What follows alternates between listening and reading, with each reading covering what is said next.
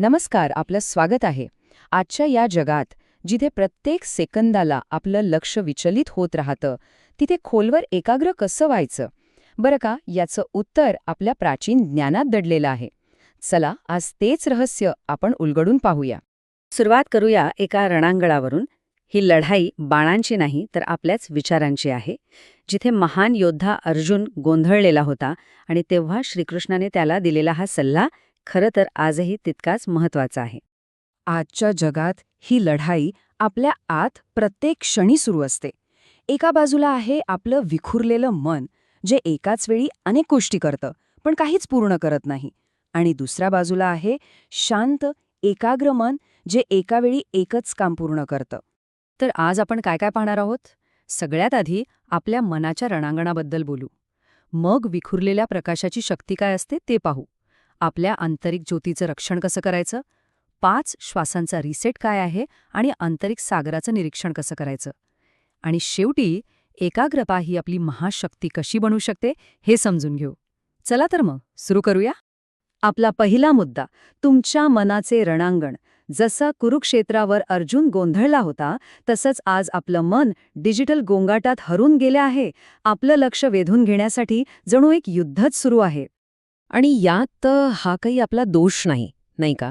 ही आपल्या इच्छाशक्तीची कमतरता नाहीये. खरं तर आपण अशा वातावरणात राहतो जे आपलं लक्ष चोरण्यासाठीच बनवलेलं आहे. पण चांगली गोष्ट ही आहे की आपण यावर नियंत्रण मिळवू शकतो.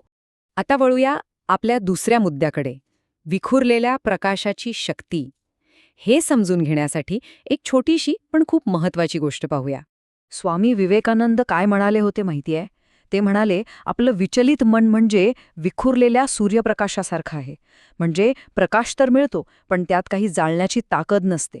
जरा विचार करा, आपली सगळी मानसिक ऊर्जा दिवसभरात छोट्या छोट्या गोष्टींमध्ये अशीच विखुरलेली असते. आता इथे बघा, आपली जी काही 100% ऊर्जा आहे ती कुठे कुठे जाते? थोडी कामात, थोडी सोशल मीडियावर, थोडी चिंता करण्यात, थोडी मेसेजेसना उत्तर देण्यात. आणि मग खरंच महत्वाच्या गोष्टींसाठी काय उरतं? अगदी थोडंसं. पण विचार करा, जर ही सगळी विखुरलेली ऊर्जा आपण एकाच ठिकाणी एकत्र आणली तर काय होईल? जेव्हा तोच विखुरलेला सूर्यप्रकाश एका भिंगातून, एका लेन्समधून जातो, तेव्हा तो कागदही जाळू शकतो, आग निर्माण करतो. तसंच आहे आपल्या मनाचं. आपलं एकाग्र झालेलं लक्ष हीच आपली खरी शक्ती आहे. मग आता प्रश्न हा आहे की हे भिंग तयार कसं करायचं? चला, आता तिसऱ्या मुद्द्याकडे जाऊया, आपल्या आंतरिक ज्योतीचे रक्षण. बाहेरच्या अडथळ्यांना कसं दूर ठेवायचे यासाठीची ही पहिली सवय. एका वाऱ्यातल्या मेणबत्तीच्या गोष्टीतून हे समजून घेऊया. गोष्ट अशी आहे की एका तरुणाला एक पेटती मेणबत्ती घेऊन जायची होती, पण वाऱ्याचा प्रत्येक झोत ती ज्योत विझवण्याचा प्रयत्न करत होता. इथे वारा म्हणजे काय? तर आपल्या आयुष्यातले अडथळे. मग त्याचं ध्येय काय होतं? वाऱ्याला थांबवणं? नाही, तर त्या वाऱ्यापासून ज्योतीला वाचवणं.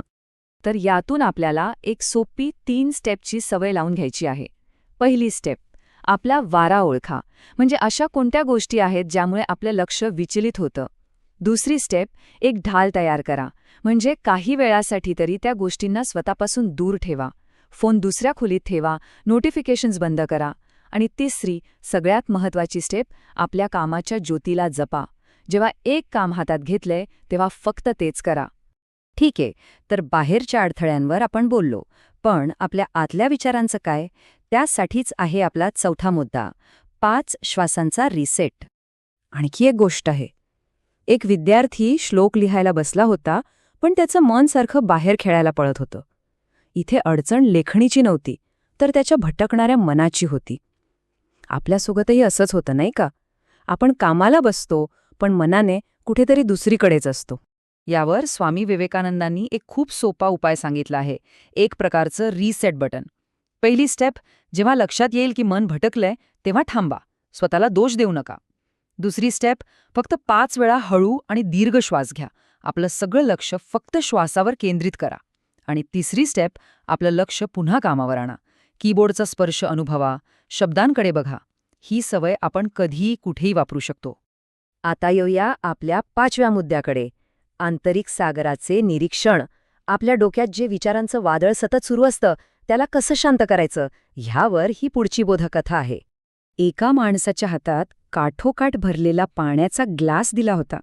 जोपर्यंत त्याचं मन शांत होतं तोपर्यंत ग्लास स्थिर होता. पण जसा त्याच्या मनात शंका आणि प्रश्नांचा गोंधळ सुरू झाला, त्याचा हात थरथरू लागला आणि पाणी सांडलं.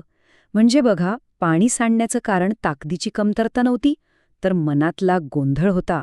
आणि हे आपल्याला एका खूप महत्वाच्या प्रश्नाकडे घेऊन जातं. आपल्या मनावर नियंत्रण कोणाचं आहे? आपल्या विचारांचं की त्या विचारांकडे फक्त पाहणाऱ्याचं?